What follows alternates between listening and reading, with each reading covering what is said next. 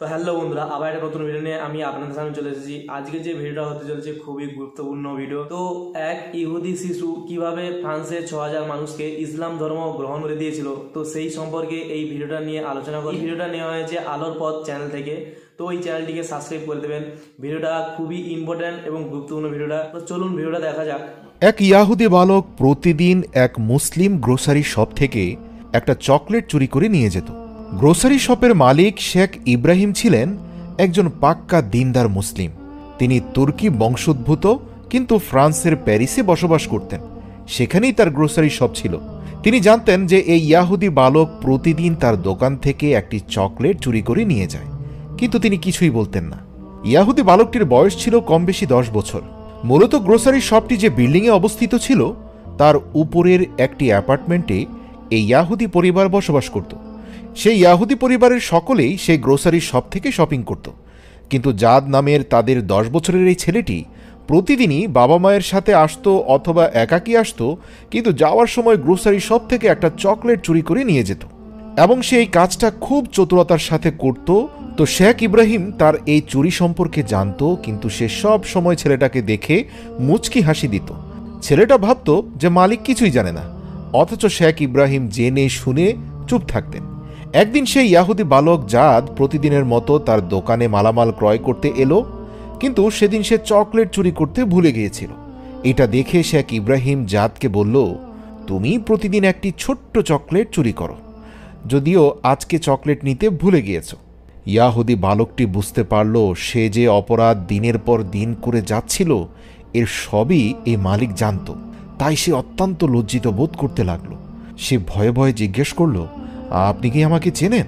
শেখ ইব্রাহিম হাসি মুখে উত্তর দিল, হ্যাঁ, আমি তোমাকে চিনি। তখন জাদ তাকে জিজ্ঞাসা করল, আপনি এখন আমার সাথে কি করবেন?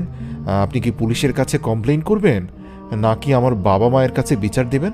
শেখ ইব্রাহিম উত্তর দিল, না, আমি তা করব না, তবে আমার একটা শর্ত আছে। জাদ জিজ্ঞেস করল, বলুন না, কি শর্ত? আমি আপনার শর্ত পালন করব। শেখ ইব্রাহিম বলল, আমার শর্ত হচ্ছে, আজকে থেকে তুমি আর কখনো আমার দোকান থেকে কিচ্ছু চুরি করবে না এবং অন্য কারো কাছ থেকে, কারো দোকান থেকে কখনোই কোনো কিছু চুরি করবে না। যদি তুমি আমার সাথে এই ওয়াদা করতে পারো, তাহলে আমি তোমাকে ক্ষমা করে দেব।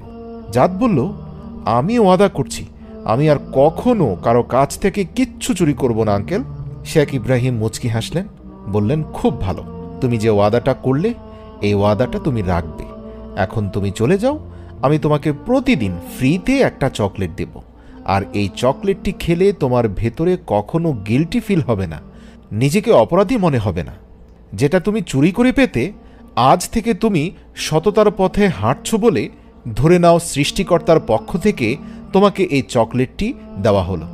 বালকটি এতটাই আনন্দিত হলো যে সে ইতিপূর্বে কখনোই এত আনন্দিত হয়নি। সে খুশিতে আত্মহারা হয়ে বলল, আপনাকে অসংখ্য ধন্যবাদ সৃষ্টিকর্তা। তখন শেখ মোহাম্মদ বলল, আরে না না, আমি সৃষ্টিকর্তা না। সৃষ্টিকর্তার পক্ষ থেকে তোমাকে চকলেট দেওয়া হচ্ছে, এর মানে এই না যে আমি সৃষ্টিকর্তা। আসলে সৃষ্টিকর্তা হচ্ছেন যিনি আমাকে সৃষ্টি করেছেন, এই চকলেট সৃষ্টি করেছেন এবং তোমাকেও সৃষ্টি করেছেন, তিনিই হচ্ছেন আমাদের সৃষ্টিকর্তা। যাই হোক, ছেলেটা আনন্দের সাথে চকলেট নিল আর চলে গেল। এটা নিশ্চিত যে এখানে শেখ মোহাম্মদ ব্যতীত অন্য কেউ হলে ছেলেটাকে তিরস্কার করত, তার সাথে চিল্লাচিল্লি করত এবং তাকে ঘাড় ধাক্কা দিয়ে দোকান থেকে বের করে দিত। কিন্তু ছেলেটি ওই বৃদ্ধ মুসলিম দোকানদারের কাছ থেকে অত্যন্ত ভালো আচরণ পেয়েছে, যার ফলে এই ছোট্ট ইয়াহুদি বালকটি সে বৃদ্ধ শেখকে অনেক পছন্দ করে ফেলল। সে প্রতিদিন তার দোকানে যেত এবং মালামাল ক্রয় করত এবং সে বৃদ্ধ লোকটির সাথে গল্প গুজব, হাসি তামাশা করত। বালকটি সে বৃদ্ধ শায়েখের প্রতি প্রচণ্ড রকম আকৃষ্ট হতে লাগল। বছর যেতে লাগলো, ইয়াহুদি বালকটি ধীরে ধীরে বড় হতে লাগল। একসময় সে ছোট্ট বালক থেকে যুবকে পরিণত হলো এবং সাধারণত ইউরোপীয় যুবকেরা এই বয়সে অনেক ধরনের সমস্যার সম্মুখীন হয় এবং জাদও তার ব্যক্তিগত জীবন নিয়ে অনেক সমস্যা এবং অসচ্ছলতার মুখোমুখি হলো। এবং এসব দূর করার জন্য যখনই সে মানসিক যন্ত্রণা, কষ্ট থেকে লাঘব পেতে চাইত বা একটু স্বস্তি পেতে চাইত, তখনই সে শেখের কাছে চলে আসত। একদিন ইয়াহুদি ছেলেটি শেখ ইব্রাহিমের কাছে এসে নিজের সমস্যার সম্পর্কে বলল এবং তার বুকের ভিতরে জমানো নানান কষ্ট সম্পর্কে শেখের কাছে বিভিন্ন অভিযোগ করল এবং বলল, শেখ, আমাদের জীবনে এত কষ্ট কেন? আসলে এই শেখের কাছে এসে এই ইয়াহুদি বালক যতটা প্রশান্তি পেত সেটা সে তার পিতামাতার কাছে গিয়েও পেত না। বৃদ্ধ শেখ বলল, তুমি একটু অপেক্ষা করো। এই কথা বলে বৃদ্ধ শেখ যখন ভেতরে চলে গেল এবং কিছুক্ষণ পর যখন ফিরে আসলো তখন তার হাতে একটি বাক্স ছিল। বৃদ্ধ লোকটি সে বাক্সটি খুলল এবং তার ভেতর থেকে একটি বই বের করে আনল। বৃদ্ধ লোকটি ইয়াহুদি যুবকের হাতে কিতাবটি ধরিয়ে দিল। জাদ এই বইয়ের ঘটনা সম্পর্কে কিছুই জানত না। শেখ ইব্রাহিম জাদকে বলল, বইটি থেকে যে কোনো একটা পৃষ্ঠা বের করো। জাদ বলল, কততম পৃষ্ঠা বের করব? তখন শেখ বলল, তুমি এই বইটি থেকে র্যান্ডম যে কোনো একটা পৃষ্ঠা খুঁজে বের করো। তারপর ছেলেটি বের করলো এবং বলল, এবার কি করব বলুন? শেখ ইব্রাহিম বইটি হাতে নিল এবং জাদের বের করা পৃষ্ঠা থেকে পড়তে শুরু করল। শেখ ইব্রাহিম বইটি থেকে টানা 2টি পৃষ্ঠা পাঠ করল, জাদের উঠানো পৃষ্ঠা থেকে শুরু করে, এবং জাদকে তা ব্যাখ্যা করে বোঝালো এবং তাকে বলল, এই 2 পৃষ্ঠা থেকে তোমার সমস্যার সমাধান খুঁজে বের করো। আর জাদ অবাক হয়ে দেখল তার জীবনের সকল সমস্যা সংকটের সমাধান র্যান্ডম বইটির যে কোনো 2টা পৃষ্ঠার ভেতরে যা লুকিয়ে আছে তার ভেতরেই রয়েছে। এবং জাদ লক্ষ্য করল তার জীবনের বর্তমানে যে সংকট এবং বিপদ রয়েছে এর সকল সমাধান এই বইটি থেকে পাঠ করা 2টি পৃষ্ঠার মধ্যেই লুকিয়ে রয়েছে। সে হতবাক হলো এবং বলল, শেখ, এটা কেমন বই? আশ্চর্য ব্যাপার, আমি মনে মনে যা ভাবছি সকল কথার উত্তর এখানে আছে। আমি যে কোনো সমস্যার কথাই চিন্তা করি না কেন, এই বই থেকে যে কোনো পৃষ্ঠা বের করে 2টি পাতা পড়লেই আমি আমার সমাধান পেয়ে যাই। এরপর একদিন জাদ সেই বৃদ্ধ লোকটির দোকানে এলো এবং সে দেখতে পেল বৃদ্ধ শায়েখ দোকানে নেই। সে সেই বৃদ্ধ লোকটির ব্যাপারে জিজ্ঞাসাবাদ করে জানতে পারল যে তিনি অসুস্থ এবং হসপিটালে ভর্তি, এবং এর মাত্র কিছুদিন পরে তুর্কি বংশোদ্ভূত শেখ ইব্রাহিম মৃত্যুবরণ করলেন। শেখ ইব্রাহিম মারা যাওয়ার পূর্বে সে তার সন্তানদেরকে বলে গিয়েছিল, তোমরা কেউ এই বাক্সটি খুলবে না, বরং তোমরা এই বাক্সটি জাদ নামে এক ইয়াহুদি যুবক রয়েছে, সে আমার খোঁজে আসলে তাকে উপহার হিসাবে দিয়ে দেবে এবং তাকে বলবে এটি শেখ ইব্রাহিম তোমাকে উপহার হিসাবে দিয়েছেন। এরপর যখন যুবক জাদ শেখ ইব্রাহিমের বন্ধু বান্ধব এবং পরিবারের লোকদেরকে সান্ত্বনা দেওয়ার জন্য তাদের সাথে দেখা করতে আসে, তখন তার পরিবারের লোকেরা তার জন্য রেখে যাওয়া সেই বাক্সটি উপহার হিসাবে দিয়ে দেয় এবং বলে, আমাদের পিতা আপনাকে এই বাক্সটি উপহার হিসাবে দেওয়ার জন্য বলেছেন, আমরা জানি না এর ভেতর কি আছে। ইয়াহুদি যুবকটি বাক্সটি নিল, কিন্তু তখনও সে জানত না যে এটির ভিতরে আল কোরআন রয়েছে। ধীরে ধীরে দিন এবং সপ্তাহ পেরিয়ে যেতে লাগলো। জাদ পুনরায় নানান ধরনের সমস্যা এবং অভাবে জর্জরিত হয়ে পড়ে। জীবনের পদে পদে ধাক্কা খেতে খেতে সে আবার শ্রান্ত ক্লান্ত হয়ে যায়। শরীরের ডাক্তার তো শুধু শরীর ভালো করার ওষুধ দিতে পারে, কিন্তু মনের অসুখের ডাক্তার কোথায় পাবে সে? শেখ ইব্রাহিম ছিল তার মনের ডাক্তার, যে আর জীবিত নেই। জাদ ভাবতে লাগলো, আমার এখন কোথায় যাওয়া উচিত? হঠাৎ করে যাদের মনে পড়ল শেখ ইব্রাহিমের দেওয়া সেই উপহারের কথা। সে তখন সেই বাক্সটির কাছে গেল এবং তা খুলল। সেই বাক্সটি খুলে পুনরায় সেই বই বের করল, যা অন্তত 5-7 বছর পূর্বে বের করেছিল। জাদ তখনও জানে না যে এই বইটি হচ্ছে আল কোরআন, এবং সে এও জানে না যে এটি কিভাবে পড়তে হয়। সে এই কোরআনকে নিয়ে তার বন্ধুদের মধ্য থেকে কোনো এক আরবকে খুঁজতে লাগল, এবং সৌভাগ্যবশত সে ফ্রান্সে তিউনিশিয়ার এক বন্ধুকে পেয়ে গেল, যে ব্যক্তি ফ্রেঞ্চ এবং আরবি 2টি ভাষাই জানে।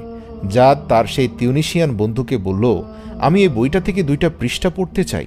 ইতিপূর্বে শেখ ইব্রাহিম আমাকে এই বই থেকে র্যান্ডম 2টি পৃষ্ঠা আরবিতে পড়েছেন এবং ফ্রেঞ্চ ভাষায় ব্যাখ্যা করেছিলেন। এতে আমার অন্তরাত্মা প্রশান্ত হয়েছে।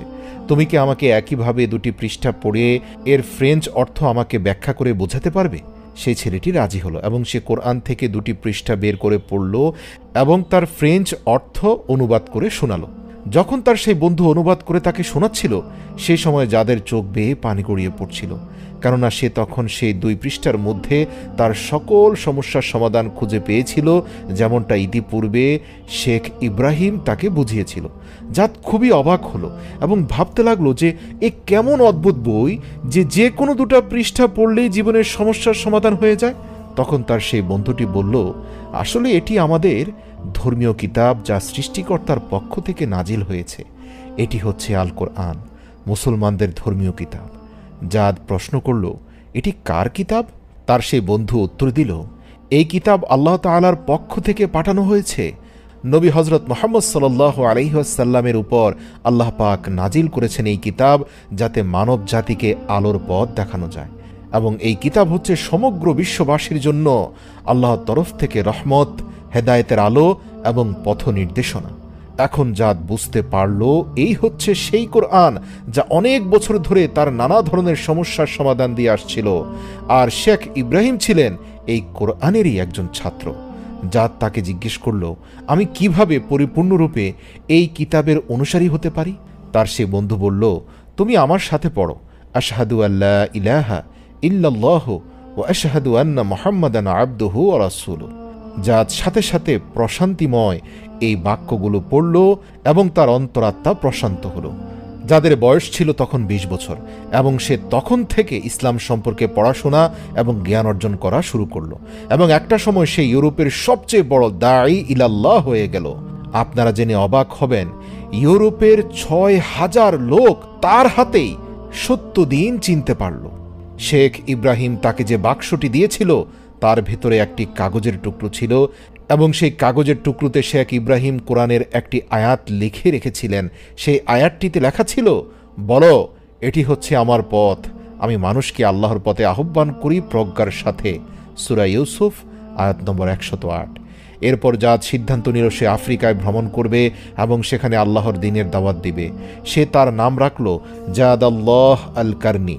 সে তার জীবনে ৩০টি বছর আল্লাহর দ্বীনের খেদমতে ব্যয় করেছিল।